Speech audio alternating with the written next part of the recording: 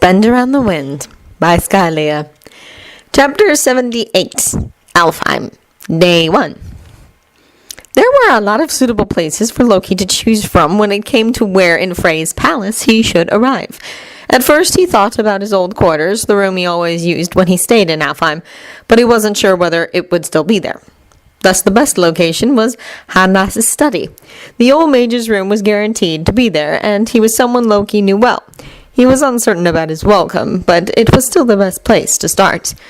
When he and Drongo stepped through the mirror, Hadnas was already standing in front of them, obviously sensing their arrival. His long hair was silver with age, and so were his eyebrows. He was clean-shaven, as always, and pristinely dressed in black and brown. His blue eyes were sharper than before. "Master Hadnas," Loki greeted with a nod, but the elf just eyed him for a long moment without speaking. "I did not hear much good about you recently," he said at last, hiding his hands in his long and wide bell sleeves. From a mage, that was always a mixed message. It could either mean that they did not intend to cast a spell, or that they wanted to hide the magic burning in their palms till the last moment. "I suppose not," Loki replied. Drongo was silent at his back, a steady supporting presence Loki was grateful for. Hadnas's gaze was scrutinizing and just as heavy as it was when Loki was a boy. The old elf walked up to him then. He was a few inches shorter than Loki was, but he never appeared small. Loki stood still even when the mage reached out to grab his chin to look him in the eyes. He let go after a moment, humming thoughtfully. "You do not seem to be out of your mind right now," he said then, turning his back on them. "That's something at least. I'll let Frey know you're here." "Thank you." Loki nodded again and watched as the old mage left. "He was not too concerned about our sudden arrival," Drongo said. "He had no reason to be concerned," Loki said. "He's the oldest mage in Alfheim. He could probably incinerate us where we stand." "Oh, good to know," Drongo said, looking around in the spacious room. A mage's study was always a sight to behold. Summoning circles drawn on the floor and the walls, sigils and symbols carved into the furniture. Hadnas's study always had a distinct smell, something like burnt wood and spring water. It was a lot more pleasant than the smell of old books and dried herbs that filled a sorcerer's workplace. Standing here brought back pleasant memories. Hadnas was never one for much patience, so he rarely suffered Loki's endless questions and inquiries, but he still allowed him to stay and watch him weave his spells, provided that he stayed silent. "You're tense," Drongo remarked. "I have every reason to be," Loki said. "It's been too long since he last saw Frey. He couldn't even be sure of his hospitality." Not much time passed before the door opened and Hadnas returned, this time with Frey. No guards on his heels, which was a good sign. Loki sometimes envied how similar Frey and his mother looked, because he himself was so different from Thor. They both had the same blonde curls, high cheekbones, and striking light blue eyes. Frey seemed to have kept his fondness for the color white, for he stood before Loki completely in white clothing with only green embroidery adding a splash of color. Loki was sure that if this were a more formal occasion, he would have been wearing a white cape as well, like he always did with his armor. "Loki," he greeted, walking closer. "It's good to see you again." "Likewise," Loki said. Frey looked him over before his eyes slid over to Drongo. "I can imagine only a few reasons why you would visit me," Frey continued. "With a companion, too." "This is Drongo the Old Strong from the Shadow People of Sakaar," Loki introduced. "A good friend of mine and an ambassador of his people." "Your Majesty," Drongo greeted. "A friend from outside of the Nine Realms," Frey said. "How peculiar." "I hoped to have some words with you," Loki said then. "Of course," Frey nodded. Hadnas cleared his throat very pointedly. "But we shouldn't keep Master Hadnas from his work," he added, his lips curling in amusement. He turned and beckoned Loki and Drongo to follow. As soon as Hadnas's door closed, Frey started talking again. "I'm curious, though. Did you have your own reasons to visit me, or did your friend Hatchet find you?" "He found me," Loki said, walking beside Frey. "Useful fellow," Frey nodded. "Still, I can't imagine you coming here like this for that reason alone." "No, you're right. I have other matters to talk to you about, if you can spare the time." "Why so formal, Loki?" Frey asked, then looking at him. "You haven't talked to me like this since—" He thought about it for a moment. "Ever," he finished. Well, considering everything, I did not think you would appreciate if I were to be overly familiar. Nonsense, you're my nephew. Frey dismissed. But I'm not, really. Loki couldn't help but point out. It was best if they knew where they stood from the start. Frey stopped and turned around to face him. I will only tell you this once, so I want you to listen very closely. He started. His voice hardened. He used that sort of tone that meant that he would leave no room for an argument. My sister still considers you her son, so I will keep considering you my nephew, he said. Loki opened his mouth to reply, but Frey cut him off. End of discussion, he said firmly. With that, he turned and continued walking. Now come, we have much to talk about, I believe. Loki huffed and shook his head, but he followed without a word Drongo close by his side. So you've known all along as well, Loki said. They retreated into Frey's personal quarters, away from curious eyes and too sharp ears. Loki appreciated the privacy, but he was sure that Frey had just as many reasons to keep this visit quiet as Loki. I did, Frey agreed. I did not fight in the war against Jotunheim. Odin most likely did not trust me enough to believe that my sword would not accidentally find its way into his back. Probably not a completely unfounded fear. Regardless, I did not need to be there to know that my sister was not with child. When I asked her, she told me about your origin. Well, that was one more relative on the list of those who lied to him then. I even offered Odin to take you off his hands, Frey continued. You what? Loki asked. Yes, indeed, Frey said. You showed such great magical potential even as a small babe. I told Odin that you could be raised the way he intended here in Alfheim, but with mentors far more suited for your talents. He declined. He probably didn't trust me to raise you to be loyal to Asgard as he wanted you to be. He considered that for a moment. Again, probably not an unfounded fear, he chuckled. You never used to talk about him like this, Loki couldn't help but say. Talking about your father this way in front of you would have only hurt you, Frey said, or it would have driven a wedge between us. Now that you know the truth, I would rather be honest with you.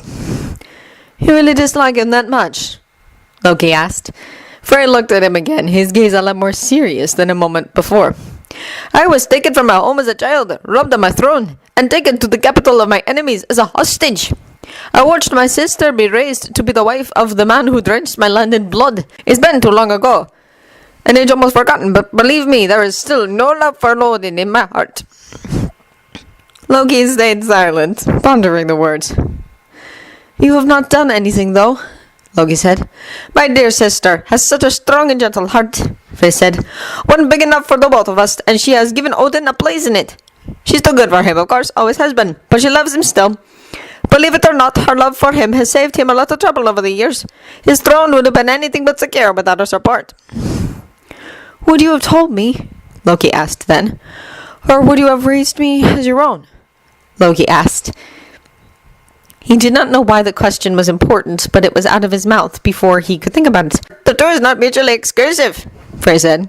But probably yes, he said after a repeat of silence. Of course, I would have had Odin believe that you were ignorant of the truth, but since I could have given you much advice about your situation from personal experience, telling you would have worked out much more favorably. Loki thought about it for a moment. He let himself imagine it for one moment only. Growing up in Alfheim with Frey, probably still meeting Edged at some point, learning from the mages from a young age. He allowed himself to think about it for a single moment, and his heart ached. Of course, he wouldn't have been Thor's brother then, just his cousin. And he also knew his uncle all too well. I would have been a chess piece in a game, he said. Undoubtedly, Frey said. But there is quite a difference between being played and being a player yourself. Knowledge protects you from the former. I'm just a piece as well, but I've long taken control of my steps. Loki couldn't argue with that. I don't believe that you're here to talk about the past, though, Frey said then. Only a little, Loki said. It is relevant in a way. I came to ask for your counsel, for information about Jotunheim. Why? Frey asked, his gaze calculating again. I refuse to be judged in Asgard, Loki said firmly. My crimes were not committed against them. True, but how do you intend to convince Asgard of that? Frey asked. Thor is the one to inform the Allfather, Loki said. They could be talking at this very moment. He will join me here once he's done in Asgard. So you've convinced Thor, Frey said. Great choice. I couldn't have gone about this better myself. But not being judged in Asgard also means that I need to be judged in Jotunheim, Loki said. Frey looked surprised for a moment. Because I cannot run. I refuse to. So this has to be settled once and for all. But I have no intention to just walk up to them without knowing their laws and traditions. Anything that could aid me. You probably sent Hatchet after me for a reason, so I believe we could help each other. The laws alone won't help you, Frey said after a moment. The Jotnar can be quite vindictive. Loki had to speak his next words carefully. He did not think that Frey was a danger to him personally, but that did not mean he could trust him unconditionally. I may have something that could placate their anger, he said. Something that is quite valuable to them. Irreplaceable, even. Frey looked immediately more interested. His whole body shifted and turned towards Loki. And what would that be? He asked. Something taken from them, then lost, Loki said. He knew he did not need to spell this out. His uncle was intelligent enough to understand without Loki having to name the item in question. If he did not speak about it out loud, he could always deny that he knew where it was. He wasn't sure how to interpret the smile that spread across Frey's face, but he hoped that it meant something good. Oh, Loki, he said then, we can indeed help each other very much, and it is going to be very beneficial for the both of us. I like the sound of that, Loki said. His uncle laughed. But we must wait for your brother before we can talk any further, he said. Why? Several reasons. One is because I do not believe that Thor will come alone. Two is because your brother is the soon-to-be king of Asgard. This will be a delicate business, and while we cannot expect Odin's support in the matter, Thor might be more agreeable. Odin is still king, Loki said. But not for long, Frey said. Thor has defended Midgard, yes, against you, but that's a minor detail. He also led a successful battle against the Alfheim, defending Asgard.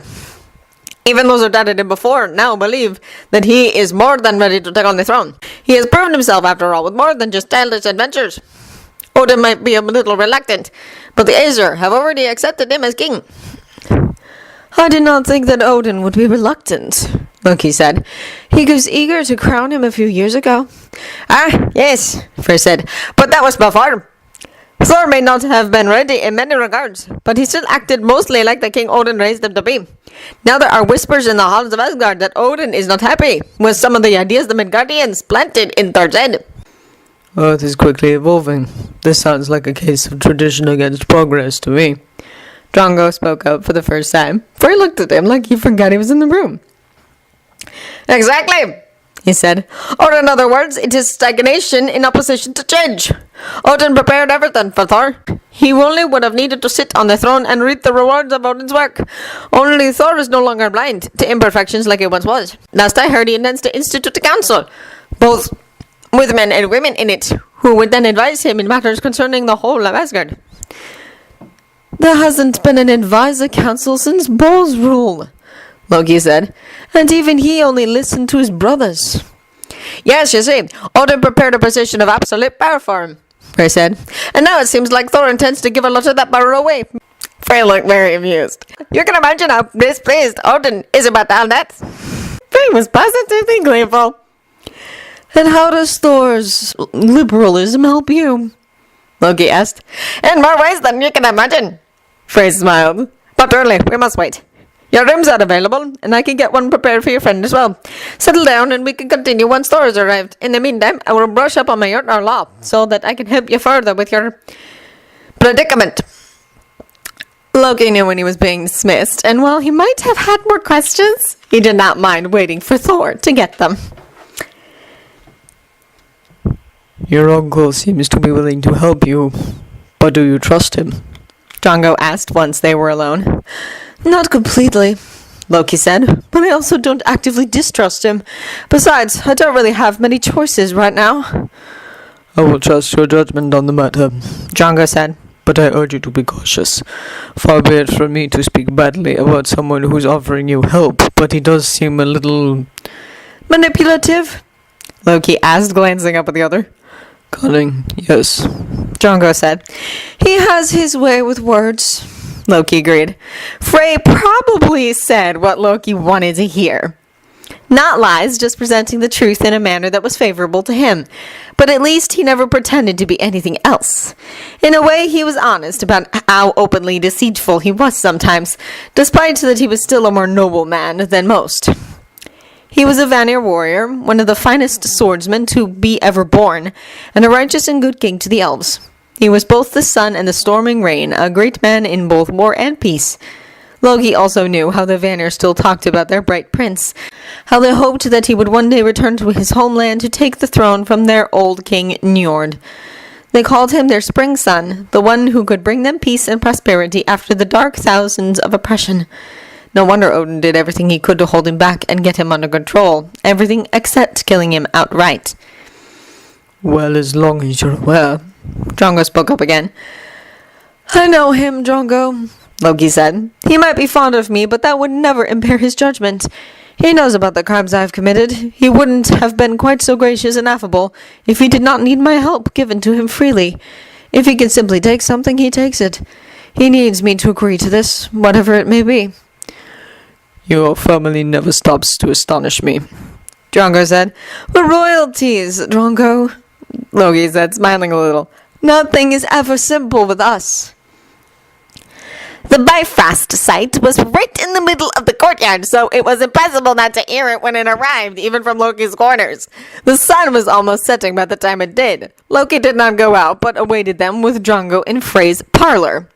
When the door opened, Loki stiffened for a moment because, of course, Thor did not come alone. Frigga walked into the room along with Frey, arm in arm with her brother. Loki stared at her for a long moment, his expression probably frozen on his face. It's not like he did not know that sooner or later he would have to face both Frigga and Odin, but he really did not think that she would just show up like this. How did Odin even agree? Loki looked over at Thor. His dark and thunderous face already told Loki a lot. They all just stayed in silence for a moment or two, all of them just looking at one another. It didn't go well, did it? Loki asked then. Thor let out a frustrated breath and finally walked closer. I never believed that it would go well right away, he said.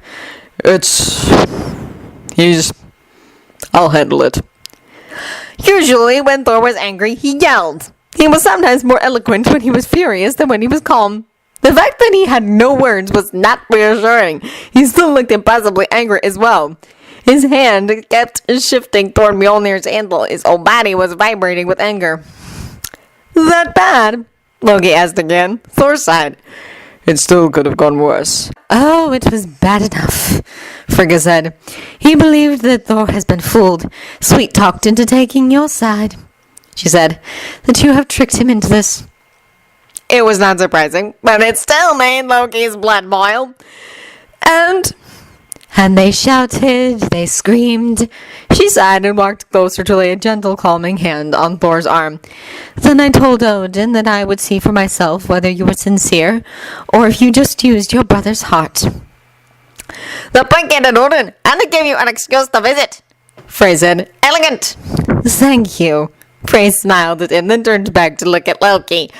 I can already see that Thor was right about you, she continued then. You are different. You can tell that so soon, Loki asked. I think I know you well enough to tell, his mother said, and I trust Thor's word, but still I will take my time to make a decision. She looked happy, but in a cautious way, the same expression Thor was often wearing around him nowadays. Loki nodded. When she smiled, her eyes shone with unsaid tears. Then she grabbed 2 handfuls of her long dress and hurried across the room to throw her arms around him. Loki almost stumbled in surprise, but he still put an arm around her slender frame.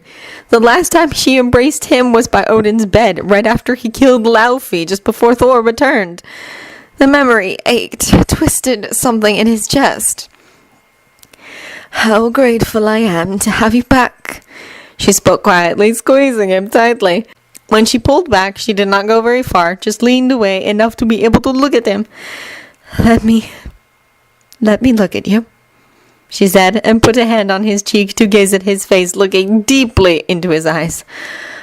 Oh, here you are, she said quietly, strong and whole. Loki had nothing to say to that, so he just stood there silently. We have much to talk about, you and I, she said then. If you're willing. Loki nodded, and she stepped back with a grateful smile. I did not think Odin would let you come here like this, Loki said. Like anyone could keep me away from my son, Frigga said. I would like to see him try. Thor smiled a little, obviously remembering whatever their mother said to the Allfather. Loki had to smile a little too. Frigga looked at Drongo then. And I believe you have much to say yourself, she said. Drongo was silent. Loki just realized that he did not introduce him. This is my good friend Drongo the Old Strong, he said, from Sakra. A pleasure to meet you, your majesty. Drongo bowed his head. Frigga acknowledged the greeting with a smile and a gracious bow. Thor has already told me much about his recent visit to Midgard, and some of what you told him. So you definitely have much to tell, Frigga said. And so do I, Frey added. Frigga sat down on one of the many sofas in the room, and Loki and Drongo took that as their cue to take a seat as well. Frey and Thor remained standing. I can confidently say that there is a way to settle your dispute with your name, he said then, but you will have to help along my plans. Frigga turned to look at him. You truly want to go through with that? She asked. I told you I would. I did not change my mind, Frey said firmly. Now, with Loki here, I have even more options.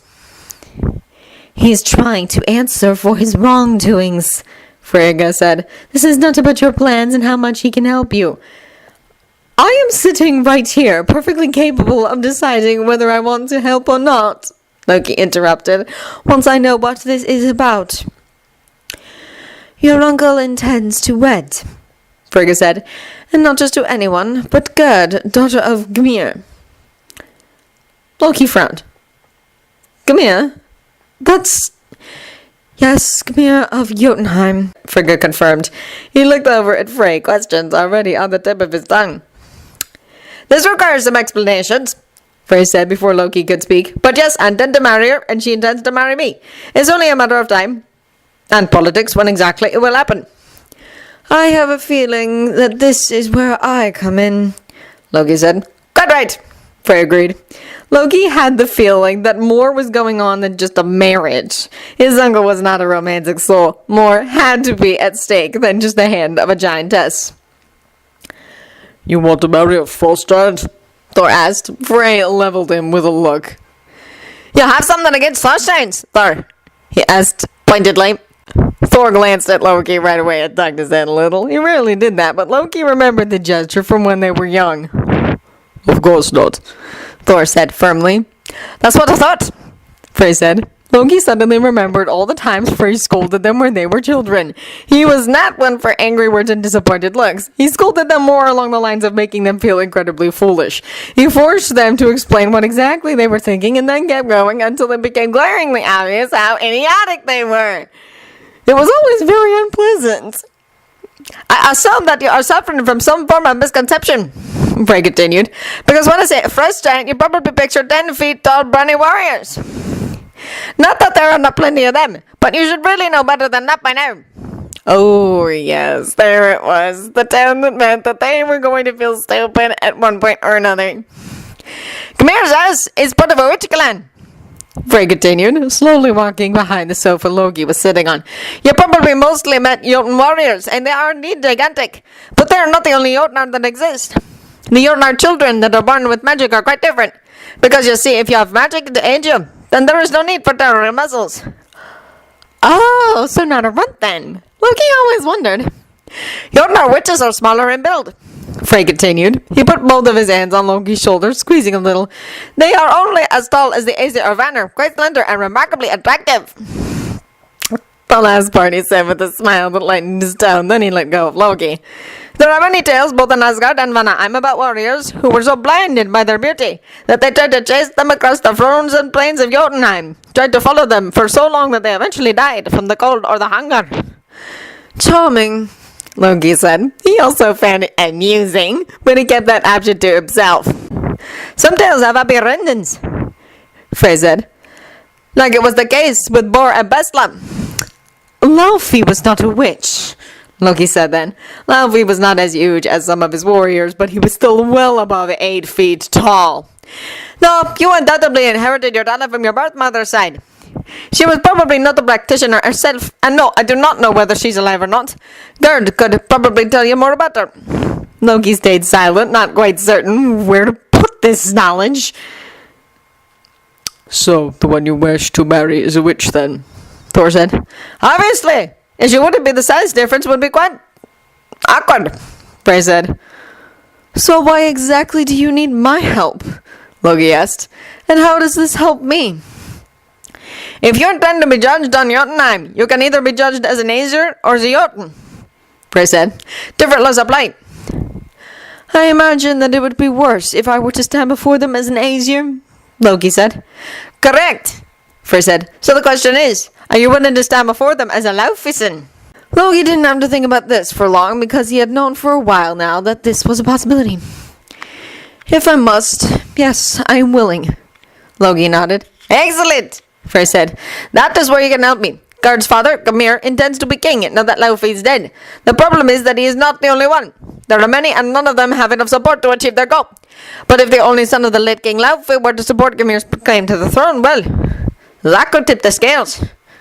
How? That is something you will have to discuss with Gerd, Frey said. I'm willing to arrange a meeting.